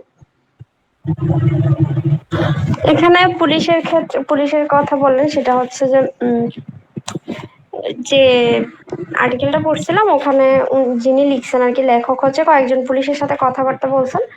তো বলতেছে যে আমরা কেন তদন্ত করতে যাব বা সন্দেহভাজন কাউকে যদি আমরা অ্যারেস্ট করি বা জিজ্ঞাসাবাদ করি, দেখা যাবে ছাত্র পরিচয়ে কয়েকজন এসে বলবে সে আমাদের লোক, আপনি তাকে ছেড়ে দেন। উল্টো আমাদেরকে হেনস্থা হতে হবে, অপদস্থ করবে, এরকম একটা সম্ভাবনা থেকে যায়, যার কারণে পুলিশরা হচ্ছে নিজেদের গুটিয়ে রাখছে। আর আরেকটা বিষয় হচ্ছে যে ওই যে প্রথম আলোতে দেখলাম 19শে সেপ্টেম্বর একটা জরিপ করা হয়েছিল যে সরকারের 1 মাসের উদ্যোগ ও কার্যক্রমে সন্তুষ্ট নয় 51% মানুষ। জানি না এটা কতটুকু আসলে হচ্ছে সঠিক ভাবে করা হয়েছে, যেহেতু প্রথম আলোর নিউজ পাবলিশ নিয়ে যথেষ্ট আহ, কি বলবো কন্ট্রোভার্সি আছে। যে তাদের আসলে নিউজ প্রেজেন্ট করার মধ্যেও অনেক আহ, কৌশল অবলম্বন করে তারা। শব্দ শব্দ বাছাই থেকে শুরু করে সবকিছু। তো তারপরে ধরে নিলাম যে 1% হলেও বেশি মানুষ সরকার মানে সরকারের প্রতি, মানে অর্ধেকের চেয়ে বেশি মানুষ সরকারের অসন্তুষ্ট। প্রতি অসন্তুষ্ট। কারণ আসলে হচ্ছে আমি চিন্তা করছিলাম, ধরেন 1 মাস হয়ে গেল, তো 1 মাসের মধ্যে আসলে দৃশ্যমান কি কি পরিবর্তন হয়েছে এরকম যদি আমরা জিজ্ঞেস করি, আসলে খুব বেশি বলার মনে হয় সুযোগ নেই যে এটা এই জায়গায় বিশাল একটা পরিবর্তন আসছে না, এই এরকম। তো ক্ষেত্রে 1 মাস হচ্ছে, সময় কিন্তু কম না। এই হ্যাঁ ক্ষেত্রে বলেন। আমি বলবো যে হচ্ছে সৈয়দা রিজওয়ানা হাসান, যিনি আহ, বন পরিবেশ বন ও জলবায়ু পরিবর্তন উপদেষ্টা, উনি হ্যাঁ হ্যাঁ। উনি উনি একটা কথা বললেন যে এই যে ওনারা যে সংস্কারগুলোতে হাত দিয়েছেন সেগুলোতে ওনাদের তিন হ্যাঁ, মাস তিন মাস 31 বছর ধরে। হ্যাঁ, হ্যাঁ, মানে মানে ৩ মাসের জমি মতো জমে আছে। বুঝতে পেরেছি আমি। হ্যাঁ, ওনার ওটা না, ওনার কথাটা হচ্ছে যে ১৫ বছর বা গত ১৭ বছর ধরে কিন্তু মানে আমাদের রাজনীতিটা খারাপ হচ্ছে না, আমাদের রাজনীতি খারাপ হচ্ছে হুম হুম সেই স্বাধীনতার পর থেকে। ওনার কথাটা ঠিক আছে, আমাদের যে মানে হুম হুম। ৫০ বছরের উপরে আমাদের ধুলি জমে আছে, এগুলো ঠিক করতে হবে। আর আরেকটা কথা যেটা, যে উনি যেটা বললেন যে যে নতুন কমিশন গুলো হচ্ছে, যে সংস্কার কমিশন গুলো হচ্ছে, এগুলো আগামী ৩ মাসের ভিতরে ওনারা হয়তো এটার একটা প্রস্তাবনা দিবেন যে এই ব্যাপারগুলো এখন সংস্কার করা উচিত। মানে ৩ মাস পরে হয়তো প্রস্তাবনা আসবে, এরপরে এরপরে এগুলা নিয়ে ওনারা কাজ করবে। তার মানে আমি ৩ মাসের সাথে আরো কাজ করার ব্যাপারটাতে যদি যাই, ৬ মাস বা সর্বোচ্চ ১ বছর ধরলাম, তার মানে যদি এখন থেকে ১ বছরের সাথে আরো ৩ মাস যোগ করি, আরো মিলে যদি ধরি, তাও তাও হয় কি ১.৫ বছর। তো আমি এটাও যে এরকম অনলাইন জরিপে দেখতেছিলাম, যে অনলাইন জরিপে আমি ওই যে আপনি যখন প্রথম আলোর কথা বলতেছিলেন তখন একটা কথা বলি, যে আমাদের মিডিয়ার জরিপ আমরা সরাসরি এটাকে 100% সত্য বলতেছি না, কিন্তু একটা ব্যাপার আছে না, যার ওঠে তার কিছু হলেও বটে। তো ওটার একটা হুম হুম। যদি কোনো জিনিস 50% হয়, তার মানে মিনিমাম হলো 40% লেজিট আছে এখানে। তো তো আমরা ধরে নিচ্ছি যে ওই আমি একটা অনলাইন জরিপে যেটা দেখলাম যে আহ, কি বলতেছিলাম যে না, হ্যাঁ খালেদ মহিউদ্দিনের হ্যাঁ যেটা জরিপ হ্যাঁ ওটা। হ্যাঁ না না, খালেদ মহিউদ্দিনেরটা বলছি, যে চৌধুরী রিজওয়ান হাসান যেটা বললেন যে আহ, আচ্ছা ওনার কথার প্রসঙ্গে আমি সবকিছু মিলে ধরলাম যে ১.৫ থেকে ২ বছর ওনাদের হয়তো সংস্কার করতেই লাগবে। তো যে আমি একটা আচ্ছা। অনলাইনে হুম। অনলাইন জরিপে দেখলাম আহ, তত্ত্বাবধায়ক সরকারের মেয়াদ মানুষ কতদিন চায়। তো ও ক্ষেত্রে অনেকগুলাই বছর দেওয়া ছিল, ১ বছর, ২ বছর, ৩, ৪, ৫। তো অনেকে দেখলাম যে কমেন্টে গিয়ে ১০ বছরও লিখতেছেন, ১০ বছর, ১৫ বছর, মানে মানে আমার কাছে মনে হচ্ছে ওনাদের হয়তো মানে কোনো মানে ওনারা হয়তো নিজের চোখে যেই ওনাদের জন্য আওয়ামী লীগই হয়তো ঠিক ছিল। মানে যে ১০ বছর, ১৫ বছর লিখতেছেন, আওয়ামী লীগ সরকার ওনাদের রাস্তাঘাট করে দিতেছে, হ্যাঁ ওনারা তো তাহলে খুশি। মানে ওনাদের ওনাদের আসলে চোখে আহ, দেখা উন্নয়নে হয়তো ওনাদের কাছে হয়তো ঠিক ছিল, এই জন্য হয়তো ১০, ১৫ বছর বলতেছে। মানে এখন আওয়ামী লীগ সরকারের খারাপগুলো বলতেছে দেখে ওনারা ভাবছে যে হ্যাঁ তাহলে তো আওয়ামী লীগ সরকার খারাপ। তো মানে আমার কাছে মনে হয় ওনাদের মানে রাজনৈতিক জ্ঞানেই নেই, এই জন্য আমি জাস্ট বলার কথা বললাম। তো যারা হচ্ছে ৩, ৪, ৫ বছরের মাঝে বলতেছিলেন, এর মাঝে হচ্ছে ২ বছর আর ৩ বছরের ভোটটাই ম্যাক্সিমাম। তো আচ্ছা। তো এখন সৈয়দ রিজওয়ান হাসানের কথার প্রসঙ্গে যদি বলতে চাই, তাহলে হয়তো ওনাদের আহ ১.৫ থেকে ২ বছরের ভিতরে একটা সংস্কার আসতে পারে। তো এর পরবর্তীতে যদি ওনারা মানে লাস্টিং করতে চান, বা এখন বিএনপি বা হচ্ছে অন্যান্য দলগুলো কিন্তু আহ, বা বিএনপির যে বড় নেতারা বা হচ্ছে কেন্দ্রীয় নেতাদের কথা অনুযায়ী, যে ওনারাও শুরুর দিকে হয়তো বলেছে যে নির্বাচন যত তাড়াতাড়ি পারা সম্ভব করতে হবে, কিন্তু ওনারা জনগণের পালস বুঝা বা হ্যালো। যেভাবে আমার কথা কি শোনা যাচ্ছিল না? হ্যালো হ্যালো, আমার কথা কি শোনা যাচ্ছে? এখন শোনা যাচ্ছে। হ্যাঁ, হ্যাঁ বলেন। আমি ওটাই বলতেছিলাম যে হচ্ছে অন্যান্য যে রাজনৈতিক দলগুলো, বিএনপি বলি, জামায়াত বলি বা জাতীয় পার্টি বা বাম দলগুলো, সবাই আহ, মানে একে জনগণের ভয়ে বা স্টুডেন্টদের ভয়ে বা নিজেদেরই বুঝের সুবিধার্থে বা যেভাবে হোক, ওনারা কেউই এখন অন্তর্বর্তীকালীন সরকারকে যে কি বলে সময়সীমা বেঁধে দেওয়ার ব্যাপার নিয়ে কেউ কিছু বলতেছে না। কিন্তু ব্যাপারটা হুম হুম। কিন্তু ব্যাপারটা কিন্তু আজ থেকে 1 বছর পরে সেম থাকবে না। হ্যাঁ হ্যাঁ। আমরা বুঝতে। কিন্তু, হ্যাঁ, আমরা কিন্তু সাধারণ মানুষ এত কিছু নিয়ে বদার করবো না। আজকে যেরকম গত 1 মাস আগে যেভাবে সবাই আহ, মানে রাজনীতি নিয়ে সচেতন ছিল, আজকে 1 মাস পরে কিন্তু এরকম নাই। একটা আমরা ভিডিও মিমস দেখতেছিলাম না, যে সবাই যেভাবে ফেসবুকে ছড়িয়ে গেল যে এখন যারা প্রেম করতেছে ওনারাও প্রেম না করে ফোনে রাজনৈতিক আলাপ করতেছে, মানে বয়ফ্রেন্ড গার্লফ্রেন্ড ফোনে ফোনে রাজনৈতিক আলাপ করতেছে। তো ব্যাপারটা এরকম ছিল আর কি। কিন্তু আজকে 1 মাস পরে কিন্তু ওরকম নাই। যত দিন যাবে 1 বছর পরে ওরকম কমে যাবে। সাধারণ মানুষের এখন যেরকম রাজনৈতিক দলগুলো সাধারণ মানুষকে নিয়ে চিন্তা করতেছে, 1 বছর 1.5 বছর পরে ওরকম ভাবে হয়তো করবে না, পরিমাণটা কমায় আনবে। তো তখন ওনারা অন্তর্বর্তীকালীন সরকারকে প্রেসারাইজ করা শুরু করবে তখন থেকে। কারণ ধরা হয় কি যে এভারেজ 1 বছর বা 1.5 বছরেই হয়তো সবগুলা দেশের জন্য বা এটাই হয়তো ম্যাক্সিমাম টাইম ধরা হয় আর কি, একটা থাম রুল আর কি, কিছুটা আছে এরকম। তো যদি আহ, ওনারা অন্তর্বর্তীকালীন সরকার প্ল্যান করে থাকে যে আমরা লং লাস্টিং থাকতে চাবো, গভর্নমেন্ট বা ছাত্ররা আমার সাথে আছে, আহ, ওটা বোধহয় আমার কাছে মনে হচ্ছে ওনাদের ভাবাটা ভুল হবে। ছাত্ররাও আজীবন একটা দল ছাড়া কেউ এভাবে আসলে আহ, ইয়া করতে মানে সাস্টেন করতে পারবে না। হয়তো ওই যে সার্জিস বডি বা যারা আসিফ নাহিদরা যারা আছেন, ওনারা হয়তো টিকে থাকবেন, কিন্তু এভাবে যে এখনো যে ছাত্রদের একটা আহ যে ঐক্যবদ্ধতার ব্যাপার, এটা হয়তো খুব বেশি দিন থাকবে না, যদি না কোনো দল বা ওরকম কিছু অফিসিয়ালি একটা ট্যাগ লাইনের ভিতরে ওনারা না আসেন। এটা যদি আমি আমার আমার ওপিনিয়ন আর কি, যে মেয়াদের ব্যাপারটা নিয়ে, অন্তর্বর্তীকালীন সরকারের মেয়াদটা নিয়ে। হুম হুম। এখন এখানে হচ্ছে আহ, মানুষ যারা বিভিন্ন আহ, দলীয় অবস্থানে আছেন আর কি, ওনারা হচ্ছে সরাসরি আপনি যেটা বলেন সরাসরি মেয়াদের কথা না বললেও ওনারা কিন্তু নিজেদের মতাদর্শে বিশ্বাসী মানুষদেরকে ঠিকই উস্কাচ্ছেন বলে মনে হয় আমার কাছে। সেটা হচ্ছে ওনারা বিভিন্নভাবে বোঝানোর চেষ্টা করছেন আহ নির্বাচন কেন প্রয়োজনীয়, হ্যাঁ, বা যত দ্রুত সম্ভব কেন নির্বাচন দেওয়া দরকার, এরকম বিভিন্ন বক্তব্য মাঝে মাঝেই দেখা যায়। যে মানুষ বলছে, আহ, কেউ কেউ আরো এক ধাপ এগিয়ে অন্তর্বর্তীকালীন সরকারের ব্যর্থতাও দেখানোর চেষ্টা করেন, যার আসলে পরোক্ষ উদ্দেশ্য থাকে যে নির্বাচনের বিষয়টা হাইলাইট করা আর কি। এটা বোঝানো যে রাজনৈতিক রাষ্ট্র একটি রাজনৈতিক প্রতিষ্ঠান এবং এর পরিচালনা রাজনৈতিকভাবেই হওয়া উচিত।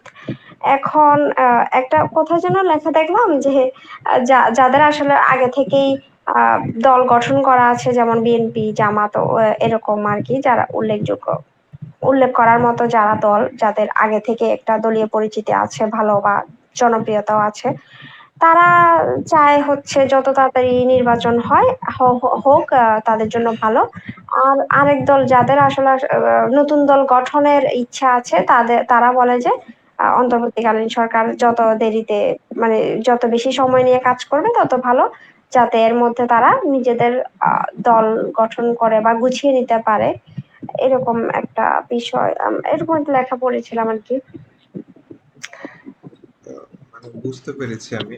তবে এখানে মানে কিছু সচেতন মানুষদের একটা সুন্দর কথা দেখলাম যে যতদিন সংস্কার নয় ততদিন নির্বাচন নয়।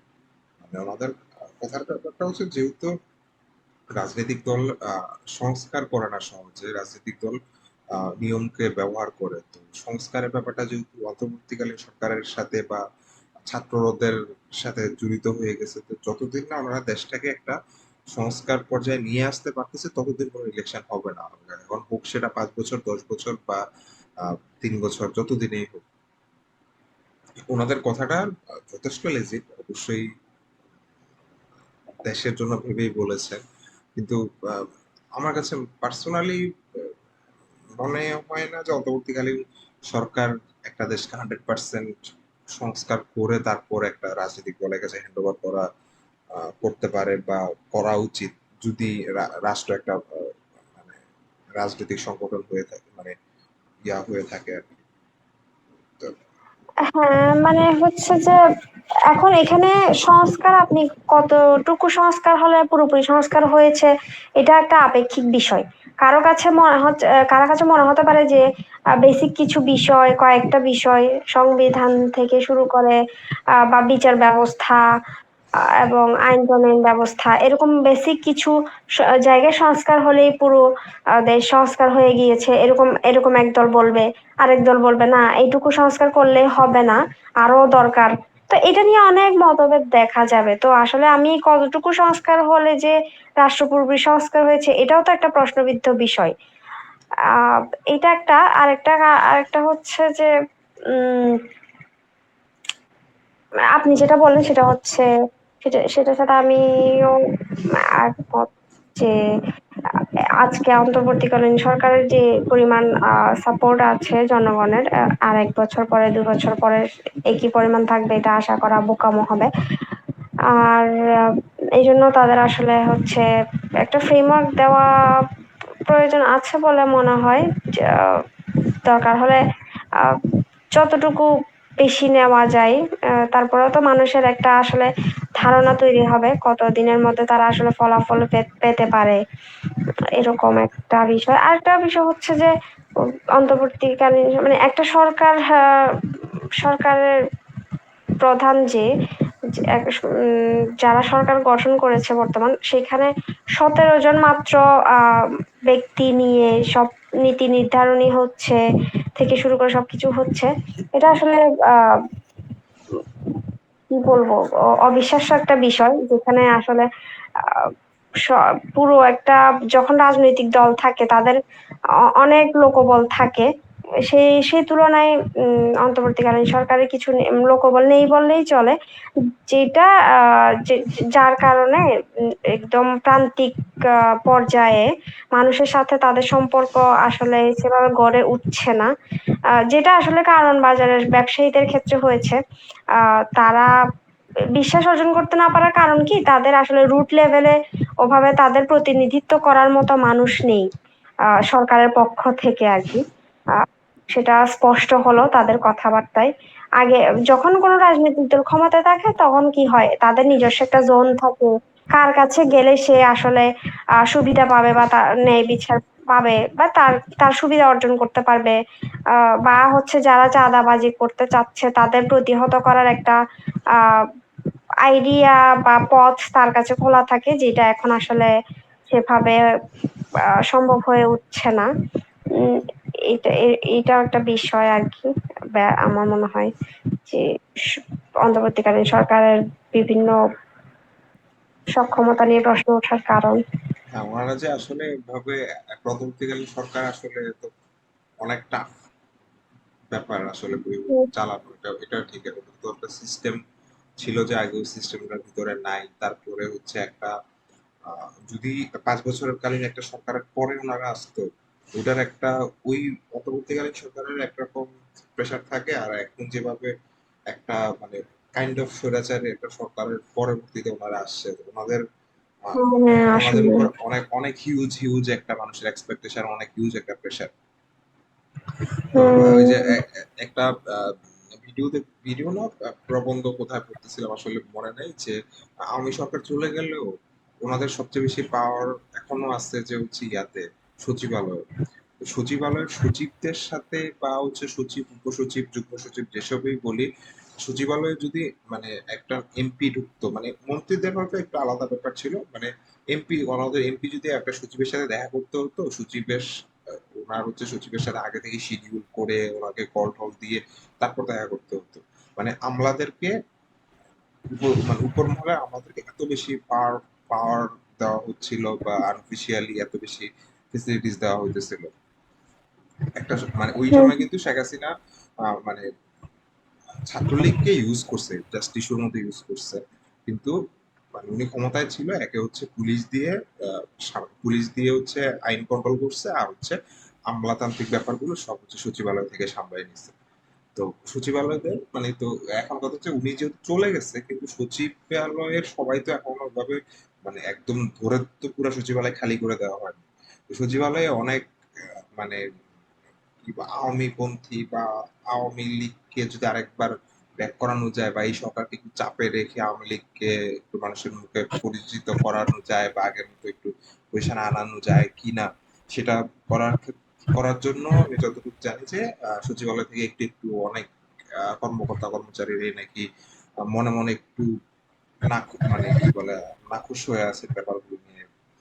আহ, তো এটা আর আর আরেকটা জিনিস আমি এখানে বলবো যে অন্তর্বর্তীকালীন সরকার যদি চায় লং টার্মে থাকতে, বা বা ওনারা, আমি ধরে নিচ্ছি যে অন্তর্বর্তীকালীন সরকার দেশকে সংস্কার করতে আসছে, ওনারা দেশের মানুষের ভালোর জন্যই ক্ষমতায় আসছে, মানে ব্যক্তি স্বার্থে না। আমি যদি এভাবে ধরেই নেই, মানে তো এখন ওনারা যদি লং টাইমে থাকতে চান, দিন শেষে ওনাদের আহ, ওনারা যেহেতু লং টাইমে মানে ওনারা সংস্কারের কাজে আসছেন দেখে ওনারা হচ্ছে দেশ সংস্কারের মেইন পয়েন্ট গুলোতে আর কি, যেমন হচ্ছে আইন সংস্কার করতে আসছেন, বা আইন বিভাগ সংস্কার করতে আসছেন। আইন বিভাগ সংস্কার করলে ধরুন সুপ্রিম কোর্ট হাইকোর্ট এগুলাতে হচ্ছে ওনারা কাজ করলেন, বা হচ্ছে আহ, আইন মন্ত্রণালয়ে কাজ করলেন। এখানে কাজ করলে কিন্তু আপনার হচ্ছে যেমন হচ্ছে কক্সবাজারের একটা উপজেলার আদালতেও গিয়ে এটা ইনফেক্ট করবে। ওনারা ধরে ধরে প্রতিটা জেলার প্রতিটা উপজেলার আদালতে গিয়ে কাজ করতে পারবেন, ওনারা একদম মাথায় ধরে ধরে কাজ করতেছে, কিন্তু সাধারণ মানুষ কিন্তু এটা দেখতেছে না। ওই যে আমি আমার এক সিনিয়র ভাইয়ের সাথে কথা হচ্ছিল, তো উনি বললো যে এখনো যদি ভোট দেই, জাস্ট যে র্যান্ডম মানে ইলেকশন হয়, আওয়ামী লীগকে প্রতিটা আহ, আসনে দাঁড় করানোর সুযোগ থাকে, অনেক আওয়ামী লীগ সরকার, আওয়ামী লীগ হয়তো সরকার গঠন করতে পারবে না, কিন্তু যথেষ্ট ভোট পাবে। কেন পাবে? কারণ একটা গ্রামের কৃষক জানে না যে আওয়ামী লীগ সরকার কত কত কোটি টাকা ঘুষ নিচ্ছে, কত কোটি টাকা পাচার করছে, কত টাকা মানি লন্ডারিং করছে। আহ, আহ, একটা গ্রামের মানুষ জানে যে হচ্ছে শেখ হাসিনা পালিয়ে গেছে, শেখ হাসিনা মানে সরকার নাই এখন, এখন নতুন কোন সরকার আসছে, আহ, সেই সরকার চালাইতেছে। এমনকি অনেকে নাকি এটাও জানে যে হচ্ছে মানুষ জানে যে শেখ হাসিনা চলে গেছে, তার মানে এখন বিএনপি আসবে, বিএনপি আসবে, বা হচ্ছে বিএনপি শাসন করতেছে, বিএনপি হয়তো ইলেকশন নাম একটা দিয়ে এরপর বিএনপি ঢুকবে, মানে গ্রামের মানুষ এভাবেই জানে। তো বাংলাদেশের এখনো তো একটা হিউজ নাম্বার এভাবেই জানে। বা যেটা আমরা ওই যে একটু আগে বলতেছিলাম, অন্তর্বর্তীকালীন সরকারের উপর কেন মানুষ একটু নাখুশ হয়ে আছে, মানে মানুষ তো সরাসরি দেখতেছে না কিছু।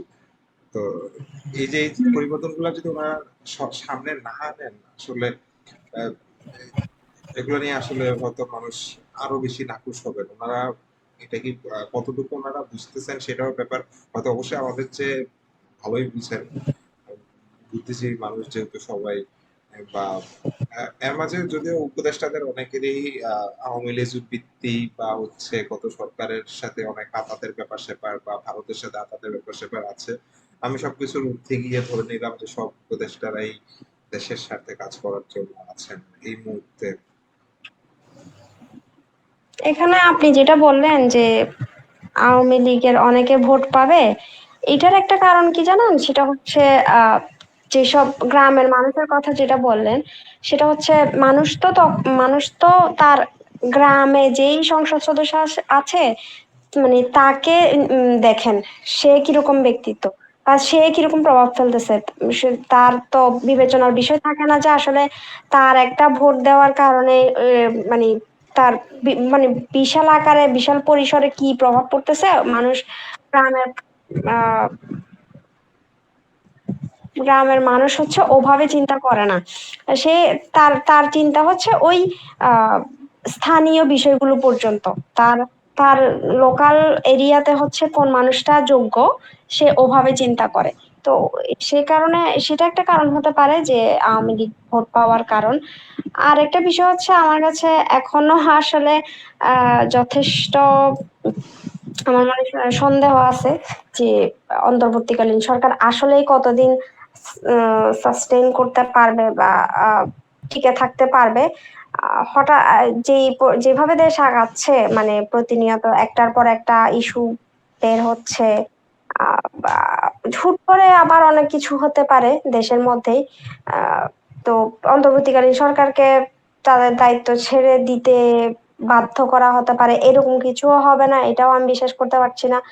আবার অন্যদিকে আমার এটাও মনে হচ্ছে যে ওনারা ভেতরে ভেতরে একটা বিশাল পরিবর্তন আনার চেষ্টা করছেন, যেটা আসলে হচ্ছে যে বেশ বড়সড় আকারেই হবে, যার কারণে তারা সময় নিচ্ছেন এবং আহ, যেভাবে পারা যায় জনগণকে শান্ত রাখার চেষ্টা করছেন, কিন্তু ভেতরের খবর খুব একটা বাইরে আসতে দিচ্ছেন না, যেহেতু বাংলাদেশের জনগণ আসলে খুব বেশি প্রতিক্রিয়াশীল। তো এটা নিয়ে কাটাছেঁড়া হবে, যেহেতু পুরো বিষয়টা গোছানো অবস্থায় না আসলে আসলে অনেক রকমের আহ দ্বন্দ্ব তৈরি হবে, যার কারণে আমার মনে হয় যে ওনারা আংশিক ভাবে কোনো কিছু প্রকাশ করতে চাচ্ছেন না, পুরোপুরি একটা স্ট্রাকচারে এনে জিনিসটা সবার সামনে রাখতে চাচ্ছেন, যাতে ভুল বোঝাবুঝি না হয় বা ওটা থেকে নতুন কোনো অপরাধ না হয় সেটা।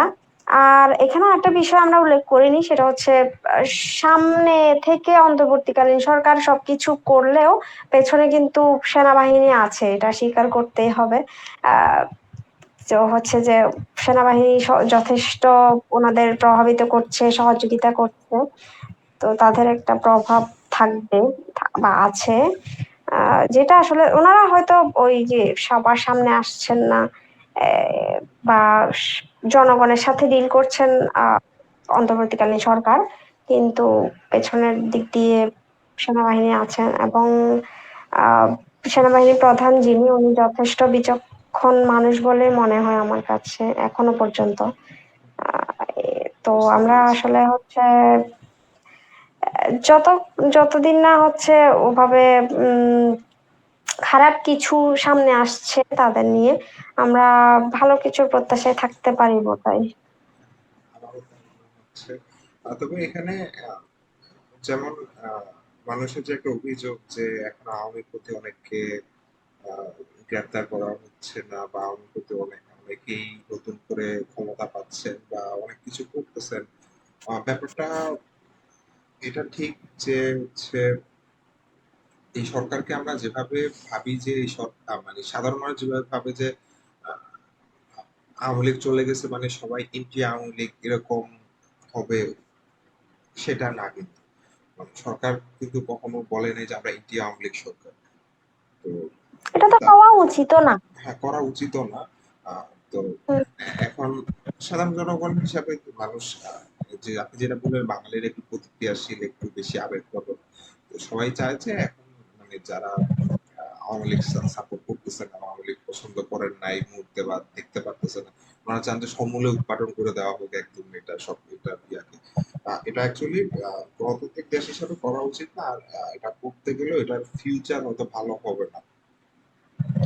হয়তো ভালো হবে না বলতে, আমি দেখলাম যে ধরেন আওয়ামী লীগকে যদি নিষিদ্ধ করা হয়, যেমনটা জামাত ইসলামকে একদম হচ্ছে নিষিদ্ধ করছে রিসেন্টলি, কিন্তু তাদেরকে তো হচ্ছে একদমই মাথা উঁচু করে দাঁড়াতে দেওয়া হয় না এই মানে আওয়ামী রেজিমের পুরো সময়টা। তাহলে ফলাফল হয়েছে কি, জামাত আরো দ্বিগুণ শক্তিতে ফিরে আসছে। সেম সেম কাহিনী হচ্ছে আওয়ামী লীগের ক্ষেত্রে হবে, যদি আওয়ামী লীগকে নিষিদ্ধ করা হয় তারা ভেতরে ভেতরে নিজেদের শক্তি বাড়াবে এবং আরো ভয়ঙ্কর রূপে ফিরে আসার সম্ভাবনা যথেষ্ট পরিমাণে আছে। তো আমার মনে হয় যে নিষিদ্ধ করাটা খুবই মানে বুদ্ধিমানের কাজ হবে না। হ্যাঁ, হ্যাঁ, সেটাই সেটাই যে মানে মানুষের যে মানে ওদের উপর এই অন্তর্বর্তীকালীন সরকারের উপর বিরক্ত থাকার আরেকটা কারণ হচ্ছে এই ব্যাপারটা আর কি, যে এখানে এদিক থেকে হচ্ছে তত্ত্বাবধায়ক সরকার যেটা ছিল, লাস্ট তত্ত্বাবধায়ক সরকার, ওনারা আবার হচ্ছে জনগণের সাথে খুব জনগণ খুব পছন্দ করতেছিল, কারণ ওনারা হচ্ছে তথাকথিত -2 ফর্মুলা যেটা ইউজ করছিল, যে বিএনপি বাদ আওয়ামী লীগও বাদ ওরা নিজের মতো করে হচ্ছে একটা শাসন করতেছিল। মানে কাইন্ড অফ একনায়কতন্ত্র বলি বা যাই বলি, দ্রব্যমূল্যের দাম ঠিকঠাক ছিল, হঠাৎ করে হচ্ছে সব দুর্নীতি অফ হয়ে যাচ্ছিল এরকম। তো মানুষ খুব পছন্দ করছে, কারণ ওনারা হচ্ছে সংস্কারে যায় নাই, ওনারা শাসন করতেছিল। তো মানুষ হুম এই জন্য হুম। খুব পছন্দ করতেছিল। এই সরকার শাসনের দিক থেকে কম এসে সংস্কারটাতে বেশি করতেছে। যদিও এটা বোধহয় লং টার্ম হয়তো আমরা এটার ভালো ফলাফল পেতে পারি। এখানে আরেকটা কথা আমি বলবো, যেটা হচ্ছে মানুষের আরেকটা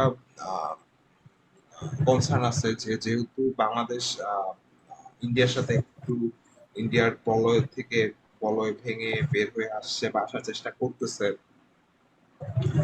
বা চাচ্ছে যে সবগুলা দেশের সাথে সমানভাবে অধিকারপূর্ণভাবে সামঞ্জস্যপূর্ণ সম্পর্কটা রাখার ক্ষেত্রে। তো যেহেতু তাহলে ভারতের সাথে যা আগে যে একটু আহ, মানে বেশি অতিরিক্ত গা ঘেঁষাঘেঁষি সম্পর্ক ছিল, এই জিনিসটা তো কমবে। কিন্তু অন্তর্বর্তীকালীন সরকার বা এই ডক্টর ইউনূসের ক্ষেত্রে বলি বা হচ্ছে বা আমেরিকার কিছু অ্যাক্টিভিটিস এর কারণে যে আমেরিকার প্রতি একটা মানুষের সন্দেহ তীর আছে যে আমরা কি আবার ভারতের হাত থেকে বের হয়ে আমেরিকার হাতে চলে আসলাম কিনা। মানে এজ আমরা একটা ডেভেলপিং নেশন, আমরা আসলে দিন শেষে কেউই একদম স্বাধীন থাকতে পারবো না। আমরা আমরা হয়তো আজকে আমেরিকা নিয়ে কথা হচ্ছে, আমেরিকার হাত থেকে বের হয়েছে, তখন আবার হয়তো চায়না আমাদের ইনফ্লুয়েন্স করা শুরু করবে। যেমন ইনফ্লুয়েন্স গুলা নিয়ে আমার একটা ওপিনিয়ন আমি বলতে চাই যে আম, আমরা যেহেতু ছোট দেশ, আমাদের ইনফ্লুয়েন্স থাকবেই। তো আমার মতে ওই যে বাংলাদেশের বোধহয় পররাষ্ট্রনীতিটা এরকম যে কারোর সাথেই আহ, আহ, বৈরিতা নয়, সকলের সাথে সুসম্পর্ক, এরকম কিছু একটা, আমি যদি ভুল না করি লাইনটাও তো আরো সুন্দরভাবে আছে। ওই ওই পজিশনে যদি থেকে মানে যে কোনো দেশে ইনফ্লুয়েন্স থাকুক, আম, যে ভারত থাক, ভারতও থাক, আমেরিকাও থাক, চীনও থাক, পাকিস্তানও থাক। কারণ ভারতকে দিন শেষে আমরা ভারতকে বাদ দিয়ে চলতে গেলে অনেক বছর লাগবে আমাদের একটা স্টেবল পজিশনে আসতে, যে ভারতের সাথে সব সম্পর্ক বাদ দিয়ে চলতে গেলে। তো আমাদের এরকম একটা ভঙ্গুর অর্থনীতির মাঝে আহ, এই জিনিসটা করা উচিত হবে না এখন। তো তত্ত্বাবধায়ক সরকারের যে পররাষ্ট্র সচিব উনি তৌহিদ হাসান প্রধান, হোসেন। হ্যাঁ, বুঝছেন। উনি এদিক থেকে আবার খুব মানুষ হয়তো চায় যে উনি এখন এসে ঘোষণা করে দেখ ভারতের সাথে আমাদের সকল সম্পর্ক আহ, বাদ দিয়ে দেখ। যেমন আহ, পিনাকি ভট্টাচার্যের মতো যারা যারা একটু একটু এক্সট্রিম অ্যাক্টিভিজম করে থাকেন, আমি বলতেছি না যে ওনারা খারাপ কিছু বলেন বা ওরকম, ভালো খারাপ মিলিয়ে বলেন। তো ওনাদের কথা মতো যে তৌহিদ হাসান হোসেন এখনই বলে দেখ যে হচ্ছে ভারতের সাথে সব সম্পর্ক বাদ, মানে এভাবে তো আসলে 10 বছর বা 5 বছর, 15 বছর, 20 বছর পরে গিয়ে আর এটার ফিউচারটা ভালো থাকবে না। আজকে হয়তো সাময়িক একটা জনগণের একটা সিম্পেথি পাওয়া যায়। তবে আমার কাছে তত্ত্বাবধায়ক সরকারের জন্য, অন্তর্বর্তীকালীন সরকার জনগণের সিম্পেথি নিয়ে অত ভাবতেছেন না ওনারা। হয়তো দেশ সংস্কার নিয়ে বেশি ভাবতেছেন। তবে যেটা যে একটা সবগুলা, এই যে এত অভিযোগ, সবগুলোর চেয়ে কঠিন অভিযোগ হলো যে আমেরিকার ইনফ্লুয়েন্সে চলা, এটা কিন্তু খুবই গুরুতর একটা অভিযোগ। যদিও এটা নিয়ে কেউ কথা বলতেছেন না এখনো, বা এটা কি ইচ্ছা করে বলতেছেন না, বা হচ্ছে এটাও তো লং টার্মে গেলে এটার ফলাফলটা আমরা দেখতে পাবো যদি আমেরিকার ইনফ্লুয়েন্স থেকে থাকে। কারণ একটা কথা আছে না যে আমেরিকার যাদের বন্ধু ওদের বোধহয় সরকারের, ওদের বোধহয় শত্রুর দরকার পড়ে না। তো আহ, আমেরিকা গণতন্ত্রের ঝান্ডা গায়ে চললেও দিন শেষে ওদের সুযোগ সুবিধা যেখানে, সেখানেই ওরা কাজ করবে, ওইভাবেই কাজ করবে। তো এই এলিগেশনটা আশা করি থাকা উচিত না ওনাদের ক্ষেত্রে। ওনারা হয়তো এটা নিয়ে আমার মতে স্কোপ নিবেন আশা করি। এখন জানি না কতটুকু স্কোপ নিতে পারেন, বা বা এটা নিয়ে ওনারা তো যেহেতু কোনো কিছু নিয়ে কথা বলতেছেন না, ওনারা হয়তো এটাকে সাইড করে রাখবেন অবশ্যই। কিন্তু এটা এই ব্যাপারটা নিয়ে আমি আশা করবো যেন ওনারা আমেরিকার সাথে থাকুক, আমেরিকার সাথে ভালো সম্পর্ক থাকুক, কিন্তু আমেরিকাকে যেন উপরি সুবিধা দেওয়া না হয় ভারতের মতো, এই জিনিসটা যেন এনশিওর করে। এরপরে ওই যে আমি লাস্ট একটা কথা দিয়ে আমি আজকে পডকাস্টে আমার লাস্ট বক্তব্য শেষ করবো, যে যতদিন না সংস্কার শেষ হয় ততদিন ওরা থাকতে আমারও আপত্তি নাই, কারোই আপত্তি নেই। কিন্তু এমন লেন্দি হয়ে না যাক যে যেটা হচ্ছে একটা রাষ্ট্রের জন্য আহ, মানে অসুন্দর দেখায়, বা যেটা নিয়ে জনগণ কোশ্চেন করে যে ওনারা তো অন্তর্বর্তীকালীন সরকার না, ওনারা হচ্ছে ক্ষমতা লোভী সরকার হিসাবে আছেন। তো এরকম একটা ব্যালেন্সড টাইম নিয়ে যেন ওনারা কাজ করে।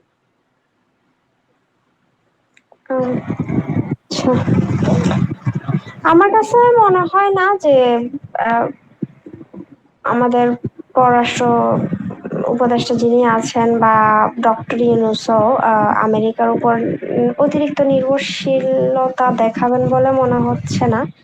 আহ, তবে একটা কথা শুনেছিলাম, সেটা হচ্ছে যে বাংলাদেশ যেমন হচ্ছে তার প্রতিবেশী রাষ্ট্র পাল্টাতে পারবে না, ঠিক তেমনি ভারত বা আমেরিকাও তাদের প্রতিবেশী রাষ্ট্র বদলাতে পারবে না। মানে কেউই আসলে প্রতিবেশী রাষ্ট্র বদলাতে পারবে না। এই জন্য হচ্ছে যে কেউই কোনো এক্সট্রিম পর্যায়ে মানে দ্বিতীয় বিশ্বযুদ্ধের পরে এটা খুব কমই দেখা যায় যে কোনো রাষ্ট্র এক্সট্রিম পর্যায়ে তার প্রতিবেশী রাষ্ট্রের সাথে আহ আহ, খারাপ সম্পর্ক গড়ে তুলতেছে এরকম। যেমন হচ্ছে আপনি ভারতের কথা চিন্তা করেন, শুরুর দিকে ভারত কিন্তু যথেষ্ট জল ঘোলা করার চেষ্টা করেছিল, কিন্তু গতকাল নাকি গত কয়েকদিনের মধ্যে ভারতের পররাষ্ট্রমন্ত্রী যিনি জয়শঙ্কর, ওনার বক্তব্য যথেষ্ট ফ্লেক্সিবল মনে হয়েছে আমার কাছে। যে উনি সম্পর্ক স্বাভাবিক রাখতে চান, এই টাইপের কথাবার্তা বলেছেন। তো ভারতের মতো এত বিশাল একটা রাষ্ট্রের পররাষ্ট্রমন্ত্রী এমন বক্তব্য আসলে বোঝা যায় যে কেউই চায় না তার প্রতিবেশী রাষ্ট্রের সাথে খুব বেশি আহ, জরুরি না হলে বিরূপ মনোভাব পোষণ করতে আর কি। সবাই হাতে রাখতে চায় তার প্রতিবেশী রাষ্ট্রকে। ভারত তো আরো বেশি চাইবে, কারণ ভারত কখনোই চাইবে না যে আমেরিকার বা চীনের ইনফ্লুয়েন্স বাড়ুক বাংলাদেশে, যেহেতু হচ্ছে ভারতের অলরেডি তার অন্যান্য প্রতিবেশী রাষ্ট্রের সাথেও সম্পর্ক যথেষ্ট খারাপ যাচ্ছে। তো সেদিক থেকে বাংলাদেশের সাথেও তাদের সম্পর্ক খারাপ হোক, সেটা তারা চাইবে না। ঠিক তেমনি আমেরিকাও চাইবে না যে বাংলাদেশে ভারতের বা চীনের ইনফ্লুয়েন্স বাড়ুক। সেদিক দিয়ে সেটা হচ্ছে আমেরিকার ইন্টারেস্ট বাংলাদেশের সাথে সম্পর্ক রাখার বা জোরদার করার। আমার মনে হয় এখানে আহ, বাংলাদেশ বাংলাদেশের যেমন ইন্টারেস্ট আছে, ঠিক তেমনি আমেরিকারও আছে। তো যেটা জিনিসটা হচ্ছে মিউচুয়ালি হচ্ছে বা এরকম। আহ, তো এটা এক্সট্রিম পর্যায়ে যাবে বলে মনে হচ্ছে না আমার কাছে। যেহেতু বাংলাদেশ হচ্ছে চীনের সাথেও আবার আহ, দেখলাম চট্টগ্রাম থেকে না কোথায় যেন আহ, নদী পথে না সমুদ্র পথে চীনের জাহাজ আসার এরকম কি একটা জানি হ্যাঁ, খবর পাইছিল। এটা হচ্ছে কি হ্যাঁ। আপনার ওই যে শুল্ক ফ্রি, ট্যাক্স ফ্রি করে দিচ্ছে। তারপর হচ্ছে আবার হুম হুম হুম। সরাসরি সরাসরি আসতে পারবে, যার আগে যেটা যে কোনোটা আসতে আপনার 20 দিন 25 দিন লাগতো, সেটা এখন হচ্ছে 9-10 দিনে আসতেছে। মানে এক সপ্তাহ থেকে দেড় হুম সপ্তাহের ভিতরে আপনি প্রোডাক্ট চায়না থেকে আনতে পারবেন। এটা হুম হুম। সেটাই, মানে তারপর জাপানও আহ, বন্যার্তদের জন্য সাহায্য দেওয়ার প্রতিশ্রুতি দিয়েছে দেখলাম। এরকম বিভিন্ন দেশের সাথে আসলে বাংলাদেশ বন্ধুত্বপূর্ণ সম্পর্ক জোরদার করার চেষ্টা করছে। সেই হিসেবে আমার মনে হয় সেখানে আমেরিকাও অবশ্যই থাকবে, সেই হিসেবে আছে। এখনো পর্যন্ত সেভাবে আসলে উদ্বিগ্ন হওয়ার মতো বিষয় চোখে পড়েনি আমেরিকার ক্ষেত্রে আর কি। আমার আমিও পর্যবেক্ষণ তাই এখন চাই। পর্যন্ত এটাই এতটুকু বলে।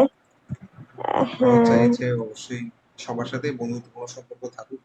পারস্পরিক আহ, লেনদেনের যে সাম্যাবস্থা নিয়ে যেন সবার সাথে সহাবস্থান, এটাই সবাই চাই। হ্যাঁ সেটাই। হুম, তাহলে আমরা আমাদের অডিয়েন্সকে কোশ্চেন করতে পারি যে অডিয়েন্স কতদিন চায় যে জনগণের সরকার, আহ, বা হচ্ছে অনেকেই এটাকে অন্তর্বর্তীকালীন সরকারকে জনগণের সরকার বলতেছিলেন। এটা একটু আমার কাছে কোশ্চেন লাগবে যে আসলে জনগণ জনগণের সরকার যদি হতো তাহলে তো অনলাইন মিটিং গুলাতে আহ, উপদেষ্টাদের নিয়ে সবাই খুশি থাকার কথা ছিল। সবাই তো খুশি না, তাহলে কি জনগণের সরকার হয়? মানে অনেকেই বলতেছিলেন আর কি, ছাত্র জনতা আন্দোলনের পরে জনগণের সরকার আসছেন। এটা অ্যাকচুয়ালি কিন্তু মানে আহ, সংজ্ঞা যদি বলতে চাই তাহলে জনগণের সরকার বললে কিন্তু রাজনৈতিক সরকারই আসে, কিন্তু অন্তর্বর্তীকালীন সরকার বলতে কেন জনগণের সরকার বলতেছিলেন। না, শুরুর দিকে ধরেন যখন অন্তর্বর্তীকালীন সরকার গঠন করা হলো, জনগণের সমর্থন না থাকলে কি তারা আসলে এতদিন থেকে যেতে পারতেন বলে তো মনে হয় না। এতদিনও তো ওনাদের বিরুদ্ধে আন্দোলন বা প্রতিবাদী সমাবেশ বিভিন্ন জিনিস হতো। আহ, যেহেতু হচ্ছে যে জনগণ চুপ আছে, তার মানে আমরা তাদেরকে জনগণ সমর্থিত সরকার বলতেই পারি।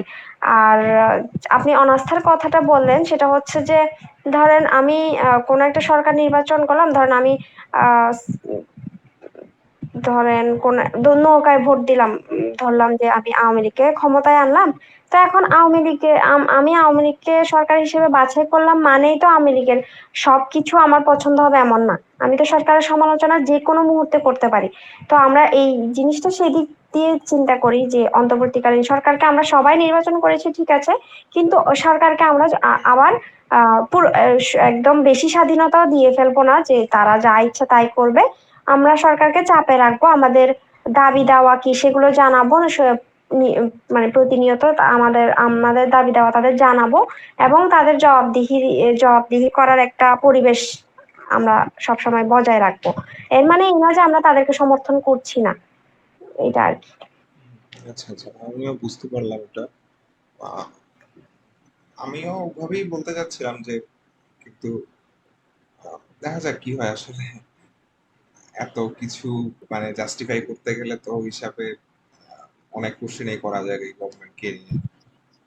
তো আমরা যেহেতু একটা মানে জাস্ট কি বলে না এটাকে, মানে যে ভাঙা টেপ রেকর্ডার ছিল, এটাকে জাস্ট ঠিক করে এখন জাস্ট সচল সচল করতেছি আর কি, যেটা এরকম আর কি ব্যাপার। তো সবকিছু ভালো বা কি বলা যায় যে শুভকামনা করে আমরা আজকের মতো পডকাস্ট শেষ করতে পারি, তাই না? হ্যাঁ, আমরা একটা সুন্দর বাংলাদেশের আহ স্বপ্ন আচ্ছা, দেখতে একটা পারি। একটা মজার ব্যাপার হচ্ছে কি, আমরা যখন সিজন 2 করি বা হচ্ছে লাস্ট যে আমাদের পডকাস্টে, তখন আমাদের লাস্ট পডকাস্ট ছিল বোধহয় হচ্ছে স্পাই এজেন্সিস বা এরকম কিছু। ওটা লাস্টে আমরা বলতেছিলাম যে হচ্ছে আমাদের আজকে পডকাস্ট শেষ করতে পারি সুন্দর বাংলাদেশ বা নতুন বাংলাদেশ নিয়ে, মানুষের আহ, সোনার বাংলাদেশটা যেন হয় ওরকম একটা বাংলাদেশ নিয়ে। এরপরে তো আমরা গ্যাপ দিলাম, গ্যাপ দিয়ে যখন এখন আসছি, এখন আসলে আহ ওই সোনার বাংলাদেশ গড়ার ক্ষেত্রে বা ওই জনগণের বাংলাদেশের ব্যাপারটাতে অনেক বেশি বড় একটা জাম চলে আসছে। উম, আহ, এটাকে কাকতালীয় ব্যাপার বলা যেতে পারে। উম, ঠিক আছে, আজকের মতো আবারও সোনার বাংলাদেশ নিয়ে বলি, আশা করি এখন আবার এরকম বিশাল জাম যেন না আসে। আমরা চাই চিনিয়ে যারা আছেন ওনারাই যেন দেশটাকে আরো ভালোভাবে নিতে পারেন। এই প্রত্যাশায় আজকের মতো দেশটা একটু সুন্দর সংস্কার হোক, এই প্রত্যাশা রেখে শেষ করছি। আসসালামু আলাইকুম।